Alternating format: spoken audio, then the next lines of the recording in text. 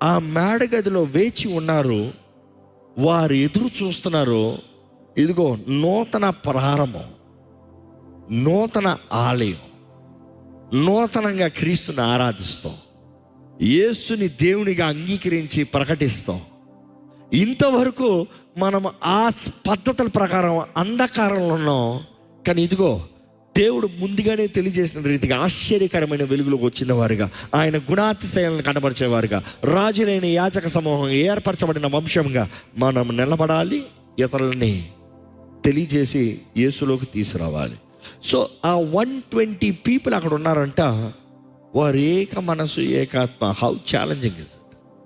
ఈరోజు సంఘంలో ఏకాత్మలు కనబడతలే, కుటుంబాలు ఏకాత్మలు కనబడతలే. అపవాది దాడి చేసుకుని పోతానికి ఒక మనసు కనబడతలే. కుటుంబం కలిసి ప్రార్థన చేయమని చెప్పు, ఈయన మాట ఆయన వినడు, ఆయన మాట ఈయన వినడు. ఒకరి మీద ఒకరు సనుగులు గొనుగుళ్ళు ప్రార్థన చేస్తారంటారు, కానీ ఎవరి దారి వాళ్ళదే, మనసులు కలవో.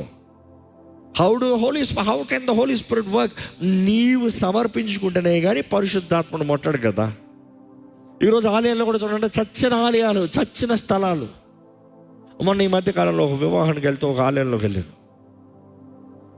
అడిగిన సేవకులతో మాట్లాడుతూ అక్కడ ఉన్న సేవకులు చెప్తూ ఆయన అన్నాడు, 42 years నేను ఈ ఆలయాన్ని నడిపిస్తాను.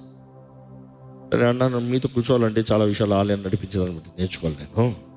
నేను ఎక్కువ ఇవాంజలిజంలో ఉంటాను, నేను స్వార్థను ప్రకటించుకుంటూ తిరుగుతూ ఉంటాను. కొంచెం ఆలయం గురించి, ఈ నడిపించే దాని గురించి కొంచెం నేర్చుకోవాలి నేను అన్నాడు. కాదయ్యా, మాకేదో ఒక ఎస్టాబ్లిష్మెంట్ లాగా పోతుంది ఇది. ఆత్మ లేడీ